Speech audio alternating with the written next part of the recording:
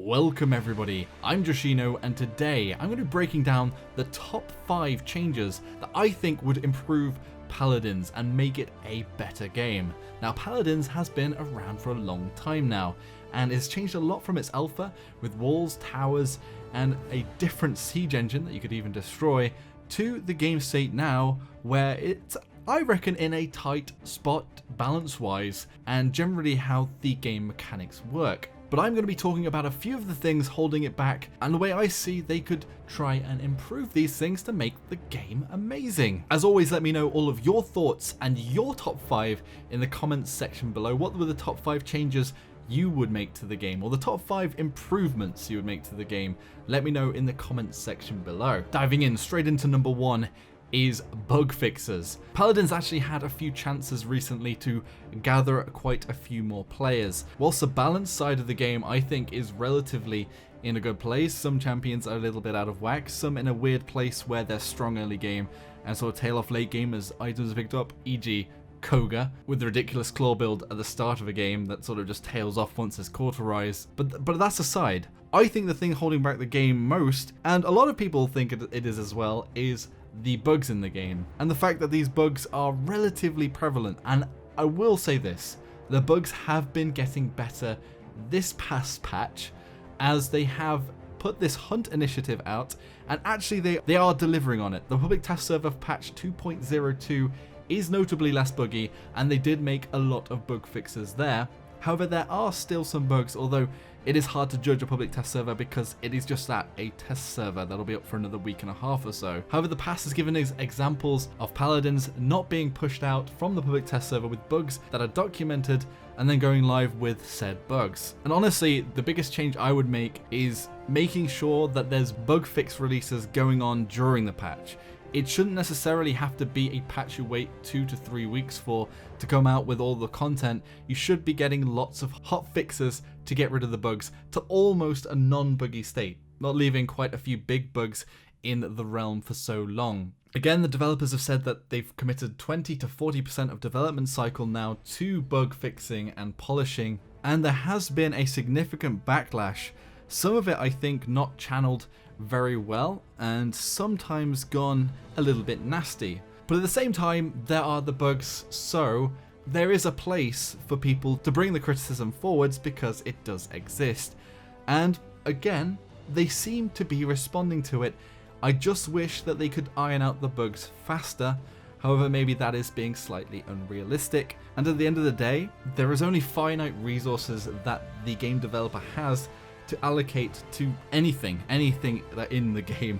They only have so many staff, and that sort of relies on Paladin's success, and I guess to an extent the rest of hi-rez games' success, as to how much money they can pull in to make the investments into more QAs, more development time and stuff like that. Time will tell. However, I did think that they missed out on a huge opportunity when a lot of Overwatch players were unhappy with Overwatch for just the core gameplay element. I mean, even still, the difference between Paladins and Overwatch is there's a lot of depth in Paladins with loadouts, with more abilities in Paladins, and I think with the ranked mode, having the picks and bans also gives it another level of competitive depth that a lot of Overwatch players were missing in Overwatch. And whilst that sort of drama was going on, Paladins wasn't quite in a great place just because of the sort of state with the bugs at that point. It's because it was 2 months ago when it was even worse than it is now. And had that been the case, who knows? There could have been a lot more people jumping into Paladins at that point.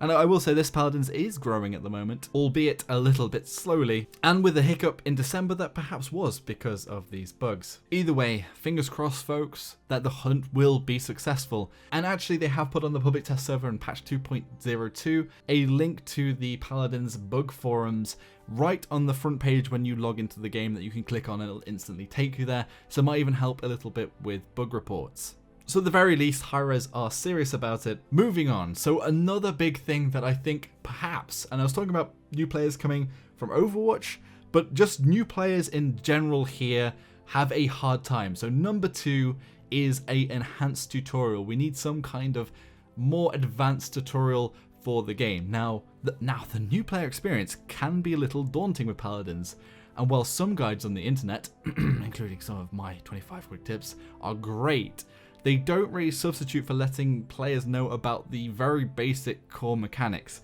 Now, the main tutorial basically just shows you pushing a payload, how to use your abilities, how to fire, and how to move.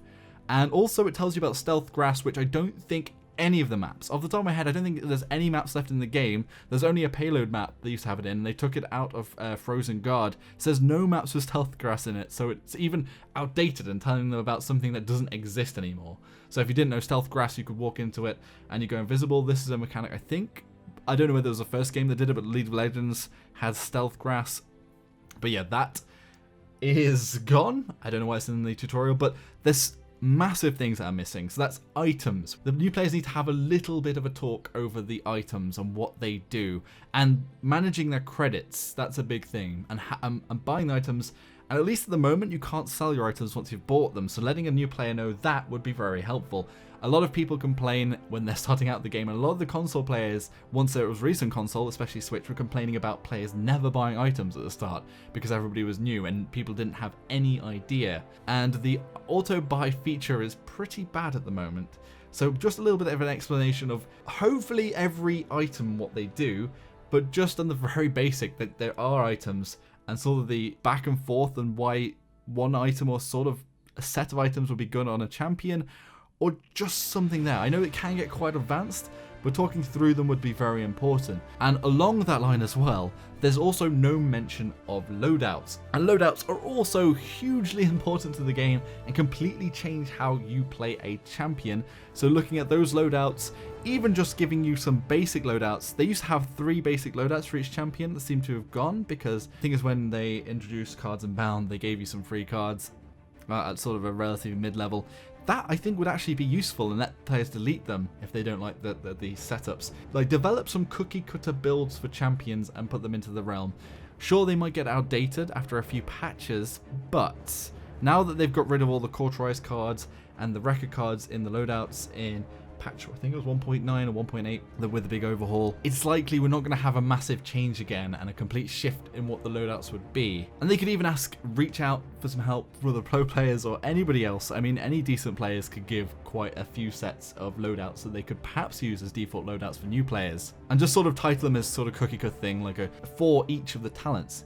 And that's another thing, there's no explanation of talent cards in the game and how big talent cards can be, because talent cards sort of, they have loadouts revolving around them, and they have complete playstyles revolving around them, and there just needs to be some explanation about that talent cards are these important parts of just changing the integral way you play a champion, and could be the difference between your champion being close up and being a single shot, or not sniper, but long range tank sniper if you're a barrack, say. And there's little things as well, things like overtime, talking about the capture mechanic, that if you are winning, then the enemy team will have a quicker capture on the siege point. Things like that need to be in the tutorial. If anyone else can think what would need to be in a new player tutorial, be sure to let me know in the comment section below and give your feedback to hi-rez. Or Evil Mojo Games, I guess, at least, is the subdivision studio currently working on Paladins. Anyway, literally jumping in low gravity into number 3 is custom game enhancements, or a arcade type of mode into the game. So for the longest time, my last video on this, which was titled an arcade mode in Paladins, is over a year old, and I think that an established, sillier or more fun zone of the arcade would be a great boost for the game, and even create its own little niche of community of players, and maybe players that wouldn't have normally played Paladins. And for the first time in patch 2.02 with the End Times game mode, they've revealed that they have got mutators in the game.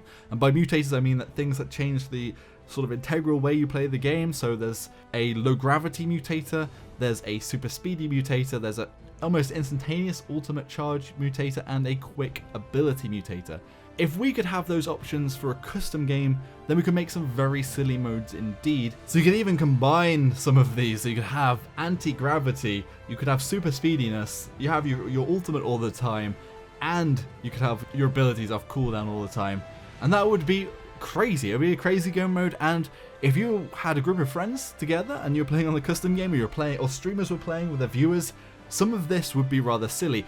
Even things like having the same champion on each of the teams, like 5 Maves versus 5 Maves, having a cat fight would be rather crazy and rather awesome. And I think this could very well establish, like I said, its own mini community, because players that are playing Team Fortress 2, they're playing the Overwatch arcade mode, could also come over to try and play some of Paladins arcade mode, because there's actually quite a lot of scope there because of the abilities as well in Paladins and having so many of them.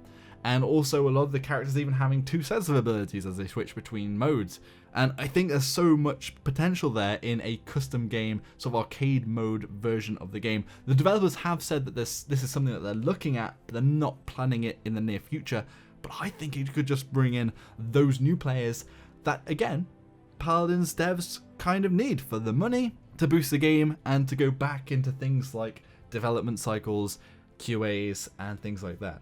Along with that, it'd be great if custom games gave rewards like XP and counted towards quests and things like that. Sure, people could abuse it, but for the most part, it's just another way to play the game. And at the end of the day, you can play against bots anyway if you do want to grind super speedy. So why not just give it to custom games too, so that people can have fun in their own way in the game. So spamming its way into number 4 is a DREDGE rework. The basis for this is that I think that DREDGE is too spammy, and I don't want spam to be in the game. So let's get rid of spam, anti-spam, and I'm not talking about the meat product either. So spam of all forms, but only in gameplay mechanics, not meats, so don't worry folks. I don't think DREDGE is overly overpowered anymore. He has been tuned down a little bit. There are maps where it is very painful to go against an enemy DREDGE. This is Bright Marsh and Jaguar Falls, where it's very hard to deal with the broadside because it can completely sort of shut down half of the map almost for trying to travel along it, because the broadsides are so fast, they're so damaging, and you can't really go past those broadsides without being damaged, or there's no sort of counterplay to it. Whereas in other maps, it's not such a big deal. But that's the point. I think that broadside and the scuttle build in particular need to be, I would say, just taken out of the game. And DREDGE needs to be reworked to have something that isn't broadside, maybe just a CC sort of ability, some sort of crowd control, maybe some form of slow. It could be like a low damage slow ability that you don't spam, but goes once off every like 8 seconds or something.